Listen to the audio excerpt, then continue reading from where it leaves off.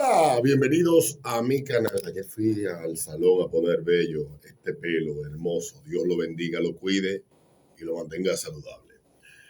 Y por eso se me meten de la boca y ya ando con unos chifles para una vaina. Bueno, ayer fue un día muy importante en muchos aspectos, sobre todo en el aspecto de la opinión pública y de la, el monopolio de la narrativa de género, sobre todo feminista, que ha habido en los últimos 5 años, vamos a decir. En muchos aspectos, pero creo que el principal, sobre algunos argumentos que presentan las feministas, que todo lo han convertido en un tema de víctimas y victimarios. Recuerdo que cuando esto me empezó a llamar la atención, leí a una autora británica. Me encontré por accidente un artículo de ella, luego me encontré varios libros y me encontré un documental. Erin Pizzey se llama esta mujer. La primera en crear los centros de acogida para mujeres maltratadas en Reino Unido en la década del 70 y en el mundo. Esta mujer tuvo que salir huyendo de Inglaterra porque sus ex correligionarias amenazaron con matarla porque ella no estaba de acuerdo con el extremismo que estas mujeres eh, llevaban a cabo sus ideas, ejecutaban sus ideas sobre el feminismo. Las casas de acogida se permitía la entrada a mujeres maltratadas, excepto que no tuvieran hijos mayores de 9 años, varones, porque según la lógica no de Erin, que no estaba de acuerdo con eso y se opuso ferozmente, y esto llevó a que atentaran contra su vida sus propias correligionarias, sino porque ellas alegaban de que no podían darle protección a un potencial varón maltratador, un hombre, un niño de 9 años. Ayer fue el veredicto del juicio de Johnny Depp y de Amber Heard. Amber Heard es una actriz que desde 2011 tenía una relación con Johnny Depp y en 2016 su relación terminó en un divorcio que trajo consigo un acuerdo de confidencialidad, un acuerdo que violentó Amber Heard al prestar su nombre para que el centro de no sé qué vaina, el ACLU creo que se llama, de Estados Unidos, ACLU de Estados Unidos, escribiera un artículo que fue publicado tanto en un periódico británico como en el New York Post. A cambio de ese artículo, Amber Heard le iba a pagar a ellos, le iba a hacer una contribución de $3.5 millones. Todo eso se ha ventilado en estos días en el juicio que se llevó a cabo contra Johnny Depp. Johnny Depp en este artículo quedaba como un maltratador, porque aunque ella no lo mencionaba, ella hablaba que era sobreviviente de maltrato. Dentro de los acuerdos que habían llegado, repito, Amber Heard y Johnny Depp a su divorcio, al momento de su divorcio, era que no podía referirse a temas vinculados a la separación, ni a la relación, ni nada de eso, y ella, sin mencionarlo, porque no fue ella ni siquiera que escribió el artículo, sino que existen lo que llaman los ghostwriters o los escritores fantasma, que te escriben. Esta fue este centro que buscaba recaudar dinero y le vendió la idea a una tipa que estaba producto, primero, de haber tenido una relación con un actor de la dimensión de Johnny, y segundo, con un rompimiento tan mediático y estaba buscando reconstruir su imagen y capitalizar y convertirse en una víctima. Evidentemente, este artículo trajo consigo un montón de consecuencias. Una de ellas fue el rompimiento con Disney y la franquicia Piratas del Caribe, que decidió despedirlo porque se alegaba, bueno, esta mujer es maltratada, no podemos tener empleado un maltratador. La línea de pensamiento ahora es la línea de pensamiento es las mujeres son víctimas, los hombres, sin importar si se pruebe o no, son victimarios, aún se pruebe lo contrario en la justicia. esto llevó a un juicio en Inglaterra contra el medio que lo publicó y contra Amber Heard por difamación, un juicio que, porque en Inglaterra hay una verdadera perspectiva de género en la aplicación de la justicia, decidieron declarar que no hubo difamación, pero en el juicio en West Virginia de Estados Unidos no fue así.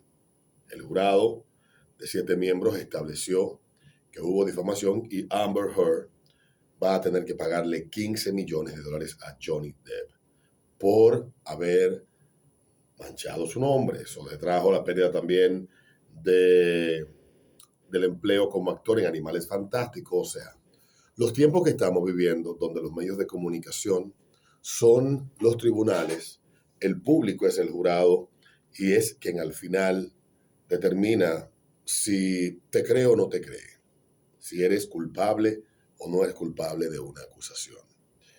Y todo esto comenzó, decía yo, que yo me empecé a fijar en esto y comencé a leer, me encontré con otras feministas googleando también, como Christina Hoff Sommers, que la conozco desde la década de los 90, principios de los 2000, porque ella ha aparecido mucho en televisión, CNN y otros canales. Es una mujer de izquierda, pero ha denunciado de forma activa este movimiento. Escribió un libro, ¿Quiénes se robaron el feminismo?, en el año 94. Y ahí señala ella este pensamiento radical y supremacista que más que feminismo es pura misandría, es odio hacia los hombres, es considerar todo lo masculino pecaminoso y que el hombre es un enemigo. También Camille Paglia es otra de esas feministas también que ha denunciado esto. Y así hay un montón. Porque creemos que el feminismo que vemos hoy es verdaderamente un feminismo que busca empoderar a la mujer. Y no es así. El feminismo que vemos hoy es un feminismo, igual que como hablaba yo ayer, del movimiento LGBTQ, que es una mierda política, radicalmente política, que lo que ha desatado es una guerra de odio de heterosexuales y de todo lo que el alfabeto incluye. Yo no estoy en guerra con nadie. Mi preferencia sexual no me define como persona, no me hace mejor, no me hace menor, como tampoco el sexo define ni debe de definir como bueno o malo a una persona. Que automáticamente por tú ser varón ya eres culpable o eres enemigo o eres un peligro. Y esta locura que se está viviendo en el mundo está pasando porque las cabezas sensatas primero han sido silenciadas. Christina Hoff Sommers ha sufrido ataques violentos en universidades donde ha ido a dar charlas, scratches en medio de sus charlas, porque si hay algo que estos grupúsculos, estos asquerosos grupos ideologizados extremistas no permiten, es que quien no esté alineado a su narrativa o a su línea de pensamiento debe de ser silenciado o no se le debe permitir espacio para que pueda ser escuchado. Y nosotros lo hemos permitido. Eso me hizo a mí cambiar, sobre todo lo que empezó a pasar a partir del año 2017. Me hizo a mí cambiar dramáticamente mi forma de pensar y mi forma de ver todo lo que estaba a punto de suceder, que estaba sucediendo, que no lo veía porque lo entendía como algo justo, lo entendía como algo correcto. Lo que ha pasado con Johnny Depp es producto de 30 años de políticas que han sido impuestas por grupos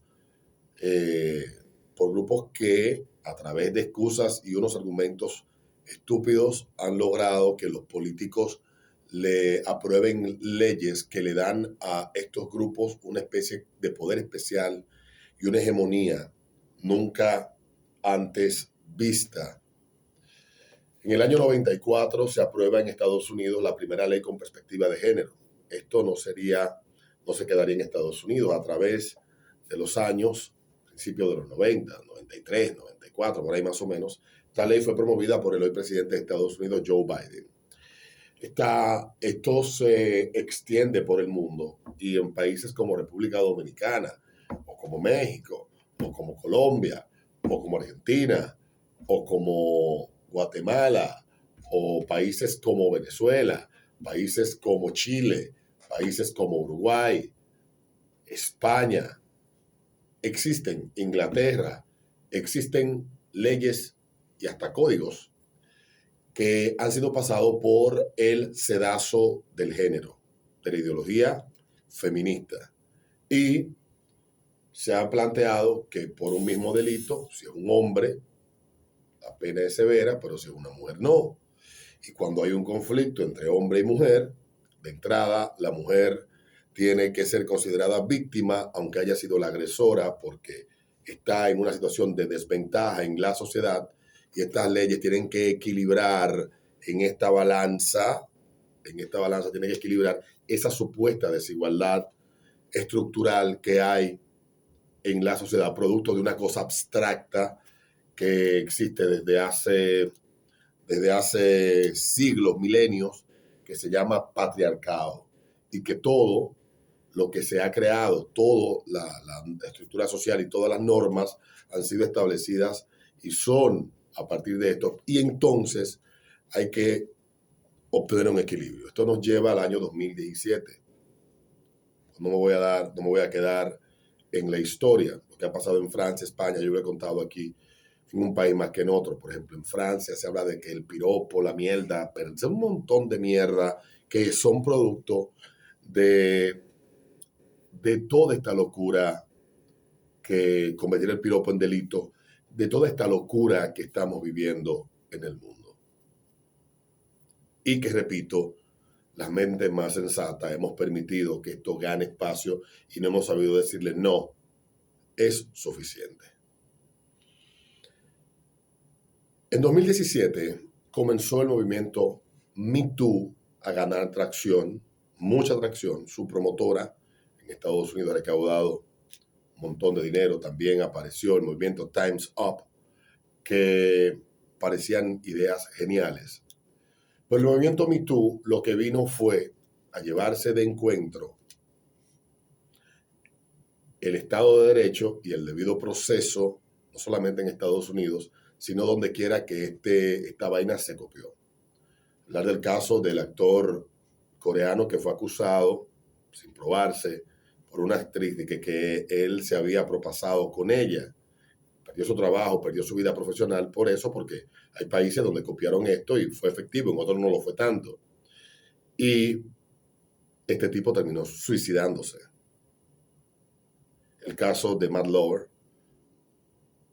era conductor de Today, un conductor de CBS This Morning.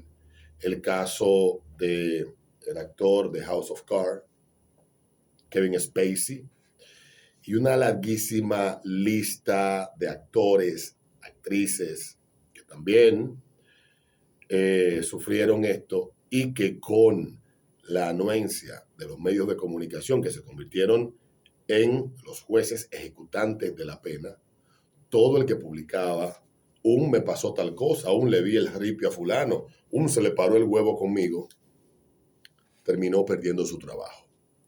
Pero esto no surgió como una búsqueda de justicia atrasada para aquellas personas que ciertamente se dieron casos como el de Harvey Weinstein, que era muy amigo de toda la élite que impulsaba esto en Hollywood. Harvey Weinstein, que hay que ver objetivamente, que se aprovechó de su poder para darse las nalgas que querían, pero también muchas nalgas fueron ofrecidas y dadas en ofrenda con tal de obtener un papel o participación en una producción que este tigre fuera a realizar. Está condenado por violación, se probó en la justicia que había abusado de una joven en el estado de Nueva York y tiene otros juicios pendientes en el estado de California. Pero decía que todo esto no nace con esta necesidad de crear justicia, no ha esta no es la razón por la que nace el Me Too.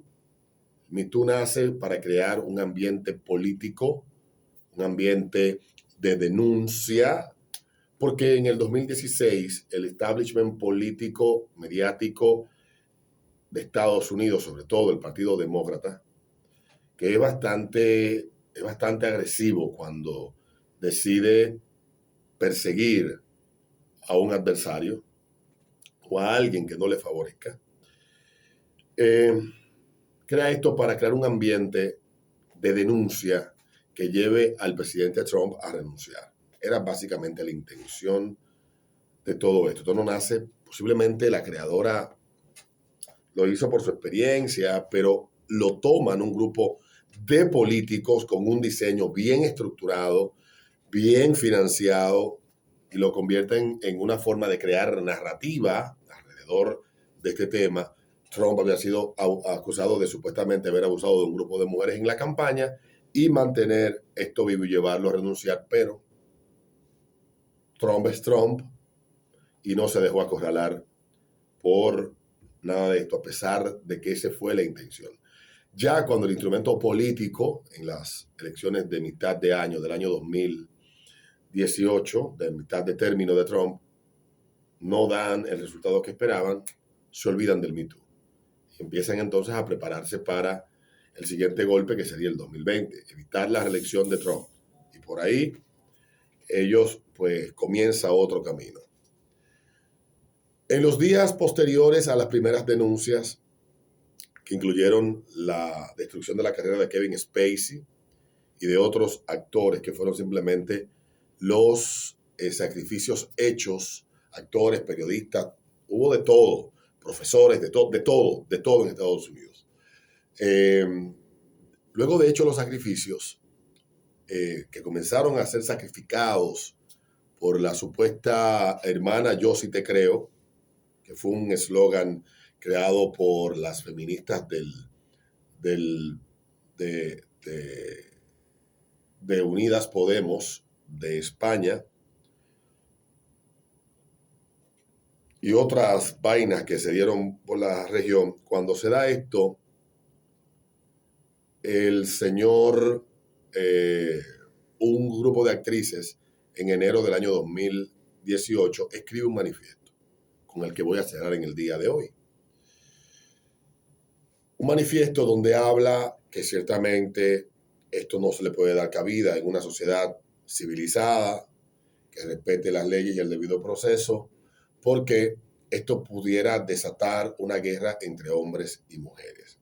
Aquí en República Dominicana hemos visto casos, el caso de Alexis Villalona de Baní, es el más reciente, donde en una sobrevictimización de la mujer se persigue y se acosa a una persona porque supuestamente es un maldito. O el caso que yo he contado en otras ocasiones de un joven que trabajaba en un importante banco de República Dominicana, se deja de su novia, la novia se entera que él tiene otra novia, la exnovia se entera que él ya tiene otra pareja a los pocos meses y ella, en venganza, le pone una denuncia en la fiscalía por agresión. Este joven tenía una posición que había recién escalado en el banco, una posición importante. No voy a decir el banco, obviamente, porque el banco no es responsable. Va a la justicia, van a la primera vista en la fiscalía de violencia de género y el tipo es apresado. El tipo es detenido, el banco, evidentemente, le sorprende esto de este joven porque era un joven ejemplar y cuando va a la justicia, este joven termina 3 meses en la cárcel de la Victoria, que se convirtieron luego en 1 año. Cuando es mandado con coerción a la Victoria por 3 meses, el joven es despedido del banco, porque los bancos tienen lineamientos que tú debes de cumplir. Cuando escalas a cierta posición o te ves en ciertas situaciones, los bancos viven de su reputación. El joven pierde su trabajo.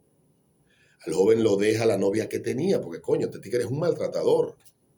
Y solamente se queda con el apoyo de sus hermanos y su madre.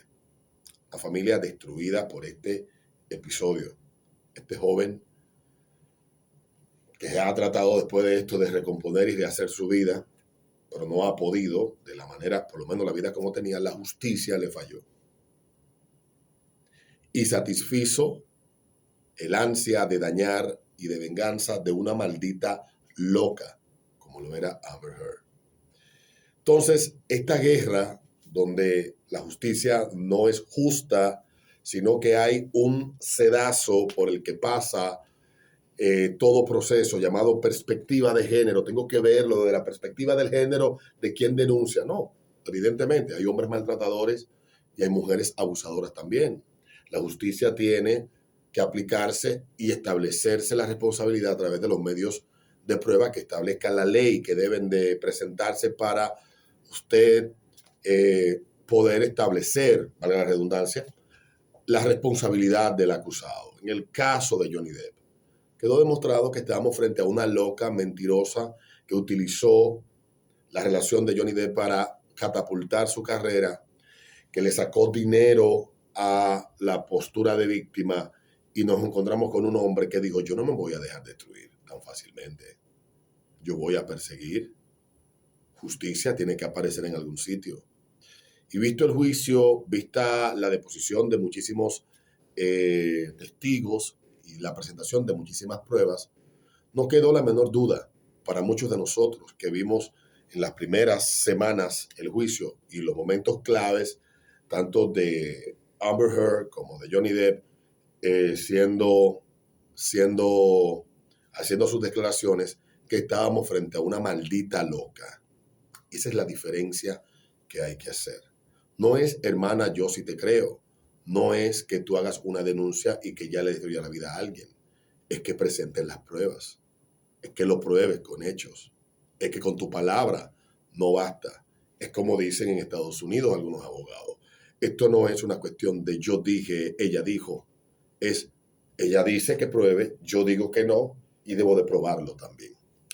Y el Me Too fue un instrumento político que ha dejado muchas secuelas dañinas, y yo creo que debemos de comenzar a curar, a reparar la relación entre hombres y mujeres, o entre personas, que debe de ir desapareciendo esta guerra y no dejar que nos instrumentalicen para dañarnos. Hubo un grupo de intelectuales, actrices franceses, personas del entretenimiento, que escribieron el 8, encabezado por Catherine Deneuve, la escritora Catherine Millet, la cantante Ingrid Caben, la cineasta Brigitte C., la artista Gloria Friedman y la ilustradora Stephanie Blake. Fueron algunas de las intelectuales, actrices francesas conocidas que firmaron la declaración contra el movimiento Me Too que se impulsó en Estados Unidos para alentar a las supuestas víctimas de supuestas agresiones sexuales en Hollywood a que hagan sus denuncias contra los supuestos acosadores. Y esto desató una guerra. Pero lo interesante de esto es que estas mujeres tuvieron la visión de entender, de poder predecir lo que iba a pasar.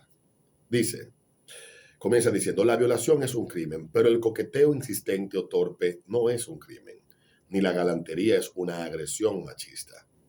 Como resultado del caso Weinstein, ha habido una conciencia legítima de la violencia sexual contra las mujeres, particularmente en lugar de trabajo donde algunos hombres abusan de su poder.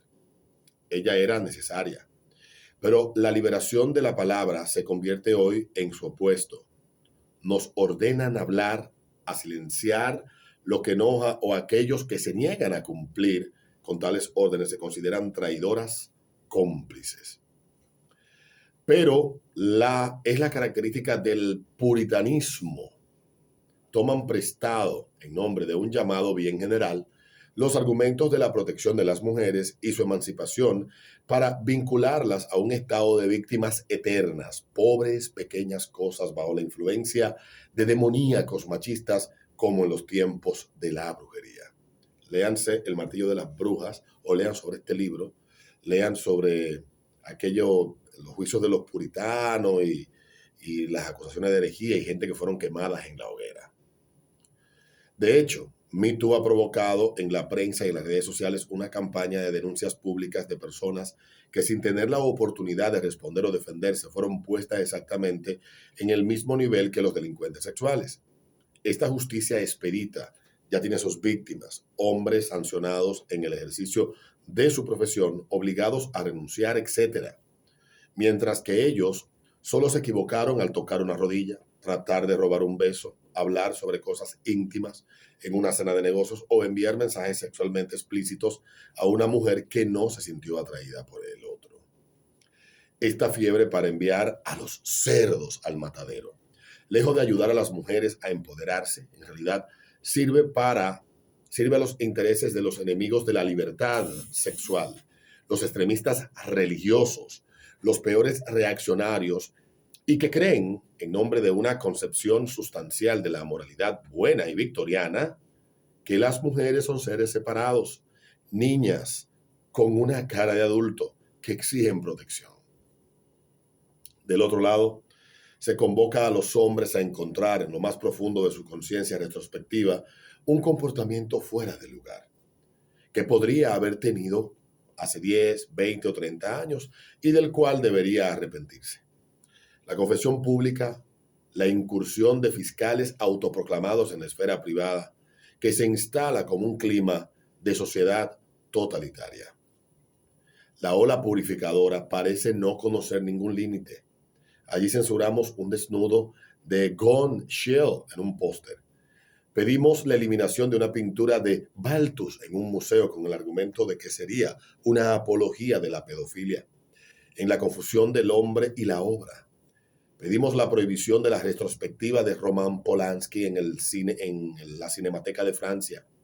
Y obtenemos la postergación de la muestra dedicada a Jean-Claude Brissot, una académica considerada dice, esto se actualizó, me disculpan, una académica considera que la película de Michelangelo Antonio Blow Up es misoginia e inaceptable a la luz de este revisionismo. Ni John Ford, la prisionera del desierto, ni incluso Nicholas Pausen en el rapto de Sabinas quedan a salvo.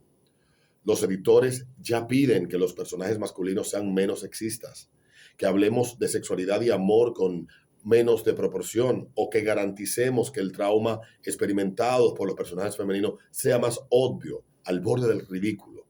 Un proyecto de ley en Suecia quiere imponer un consentimiento explícitamente notificado a cualquier candidato para tener relaciones sexuales.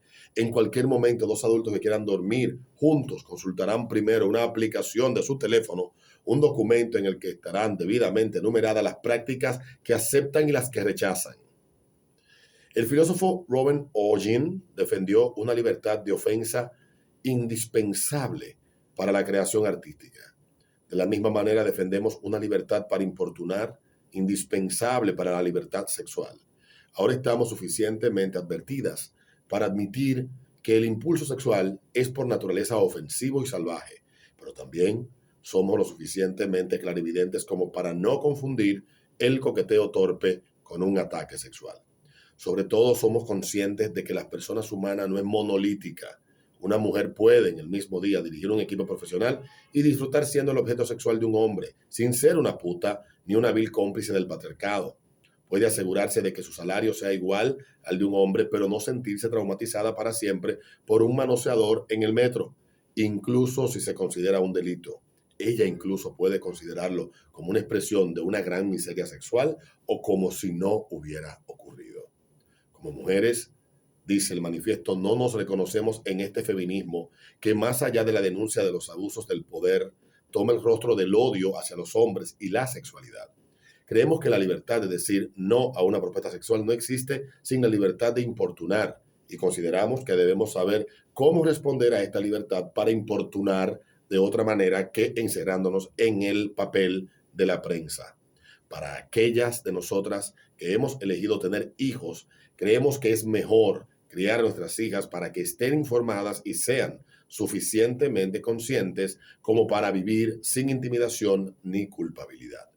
Los incidentes que pueden tener relación con el cuerpo de una mujer no necesariamente comprometen su dignidad y no deben, por muy difíciles que sean, convertirlas necesariamente en una víctima perpetua, porque no somos reducibles a nuestro cuerpo. Nuestra libertad interior es inviolable y esta libertad que valoramos no está exenta de riesgos o responsabilidades. Este es el manifiesto con el que cierro en el día de hoy, publicado hace exactamente 4 años y 4 meses. Y creo que no hay que decir más nada. Yo creo que he sido bastante descriptivo en este video de hoy, que ha sido un poco largo, pero que en el caso de Johnny Depp y Amber Heard, creo que estamos viendo un momento importante en la dirección que esto debe de tomar. No todas las mujeres son víctimas, no todos los hombres son victimarios. Hay hombres víctimas y hay mujeres victimarias. Hay hombres buenos y hay mujeres malas. Hay hombres malos y hay mujeres buenas. Hay seres humanos y punto. Y posiblemente eso es lo que nos estamos perdiendo de vista. La condición humana nos lleva a ser imperfectos. Y muchas veces esas imperfecciones nos empujan a hacer daño. Intencionado, la mayoría de las veces, y otras veces sin la intención de hacerlo. Nos vemos